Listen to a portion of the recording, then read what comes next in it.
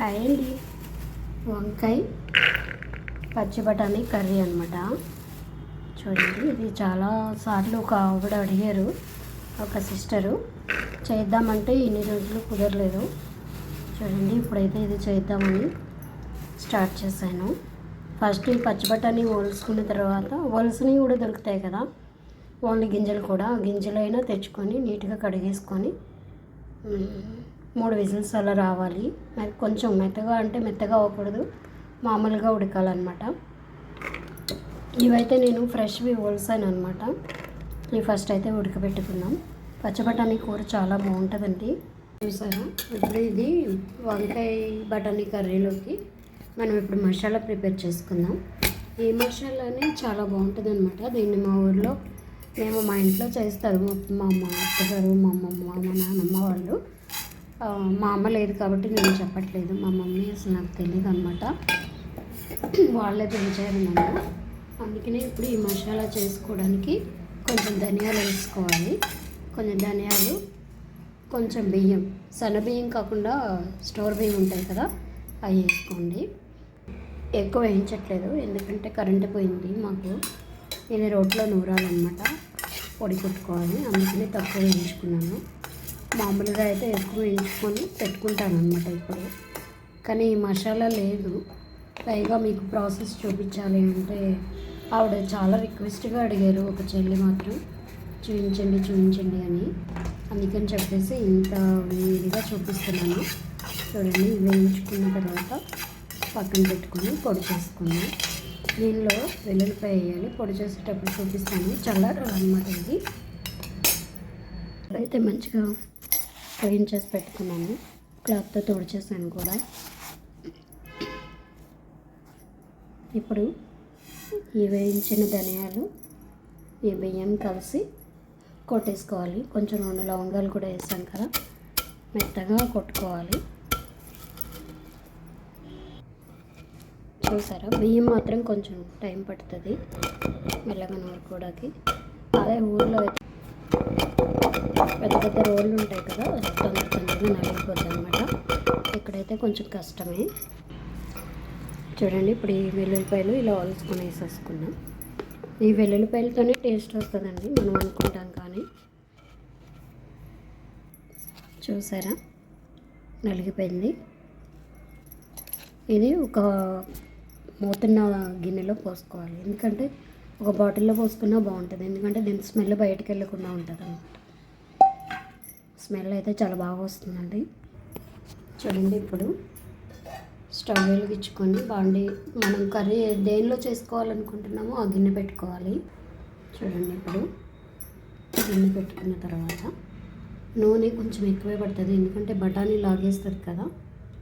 మాది చిన్న గరిటె అని చెప్పాను కదా, ఈ చిన్న గరిటెతో 5 పోసుకుంటున్నాను నేను. మీరు మీ క్వాంటిటీకి తగ్గట్టు పోసుకోండి.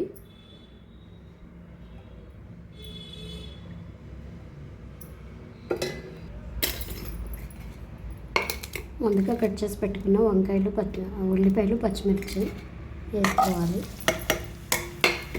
కొంచెం కాగలేదు అనుకుంటాను, నూనె కాగిన తర్వాత వేసుకోండి. నేనైతే ఏదో మామూలుగా వేసేసాను. ఈ వంకాయ మసాలా, వంకాయ బఠానీ కర్రీ మా ఊళ్ళో ప్రత్యేకంగా, విజయవాడ దగ్గర మా ఊరు ప్రత్యేకంగా బంతి భోజనాల్లో పెడతారండి. మేము నాన్ వెజ్ పెట్టాం కదా బంతి భోజనాల్లో, పెళ్ళిళ్ళకి, శుభకార్యాలకి పెట్టాము అసలు నాన్ వెజ్. అందుకని ఈ వంకాయ బఠానీ కర్రీ మాకు ప్రత్యేకం. బంగాళదుంప కర్రీ ఒకటి, ఇది ఒకటి, దోసకాయ టమాటా పచ్చడి ఒకటి. మా సైడ్ చాలా బాగా పెడతారని, చాలా బాగుంటాయి టేస్ట్ కూడా. మీరు కూడా ఈ కర్రీ ఒకసారి ట్రై చేయండి, ఆహా అంటారనమాట. చూడండి, వేగుతున్నాయి కదా. చూసారా, వంకాయ ఉల్లిపాయ మగ్గుతూ ఉంది. కొంచెం బ్రౌనిష్గా వచ్చిన తర్వాత వంకాయ ముక్కలు వేసుకున్నాం. వంకాయలు కట్ చేసాను. కట్ చేసే ముందు వంకాయల్లో నీళ్లు పోసి కట్ చేస్తాను కదా, దాంట్లో కొంచెం ఉప్పు వేసుకోవాలన్నమాట. గల్లుప్పు అయితే బాగుంటుంది. చూడండి, ఇలా సన్నగా కట్ చేసుకోవాలి. గులాబీ వంకాయలు అని చెప్పి మార్కెట్లో దొరుకుతాయి, అవి అయితే ఈ కర్రీకి చాలా బాగుంటాయి అన్నమాట. బఠానీ కుక్కర్లో వేసాం కదా, ఇదిగోండి చాలా మెత్తగా ఉడికిపోయింది. ఇది నార్మల్ బఠానీ కదా, బఠానీ కాయలతో వచ్చిన బఠానీ ఇది, అందుకనే చాలా త్వరగా ఉడికిపోయింది 3 విజిల్స్లో. మామూలు బఠానీ అయితే నైట్ అంతా నానబెట్టుకొని ఒక 4 అవర్స్ నానబెడతాం కదా, నానబెట్టిన తర్వాత ఉడకబెడితే ఒక 5-6 విజిల్స్కి ఉడుకుతుంది అనమాట. చూడండి ఇది మగ్గుతుంది. చూడండి ఇందులో ఈ వంకాయ ముక్కలు వేసేసుకోవాలి.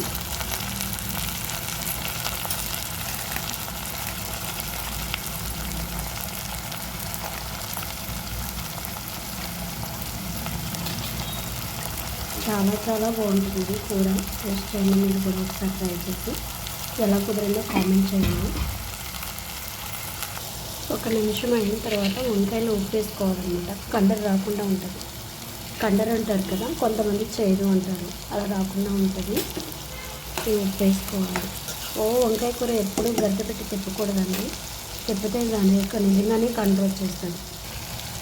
ఇప్పుడు కొంచెం పసుపు వేసుకుని, వంకాయ కూర వేయడమే లేదు, త్వరగా అయిపోతూనే ఉంటుంది. చూసారా పసుపు వేసాను. కొంచెం గరిటతో గట్టిగా తిప్పితే మొక్క చెదిరిపోతుంది, కండ్ర కూడా ఎక్కుతుంది, అందుకనే మెల్లగా ఇలా తిప్పుకోవాలి. చూసారా ఇప్పుడు ఈ బఠానీ వేసుకున్నాం.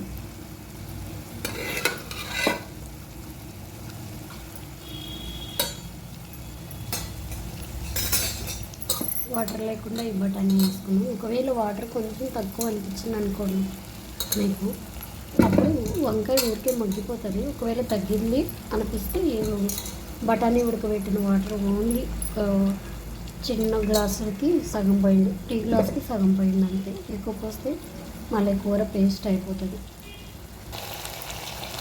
చూడండి బఠానీ కూడా వేసేసాను కదా. ఇప్పుడు కొంచెం కారం వేసుకోవాలి. కొంచెం అంటే నేను పచ్చిమిర్చి ఎక్కువ వేసాను, పైగా ఈ మసాలా ఉంటుంది కదా, మీకు నచ్చినంత వేసుకోండి. నేనైతే తక్కువ, మేము ఆల్రెడీ కారం తక్కువే తింటాము. ఇప్పుడు గరిటతో కలుపుకోవాలి.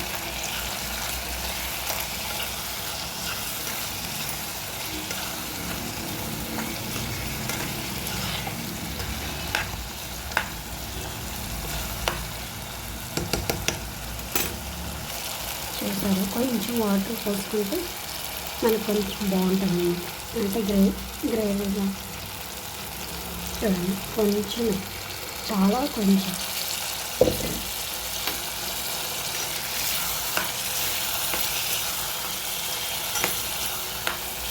ఏదైనా వంటలు అన్నీ పడితేనే కదండి టేస్ట్ వచ్చేది. చూడండి చూసారా కర్రీ రెడీ అయిపోయిందండి. ఇంకా అల్లం వెల్లుల్లిపాయ పేస్ట్ ఏం అవసరం లేదు. ఇప్పుడు మసాలా వేసుకుంటే వంకాయ కర్రీకి, వంకాయ బఠానీ కర్రీకి చాలా టేస్ట్ పరిగెత్తుకుంటూ వస్తుందండి. మీరు కూడా ఒకసారి ట్రై చేయండి. నా వీడియోస్ నచ్చినట్లయితే కామెంట్ చేయండి, లైక్ చేయండి, సబ్స్క్రైబ్ మాత్రం చేయడం మర్చిపోకండి. చూసారా దించేసాను. మూత పెట్టేసుకున్నాం.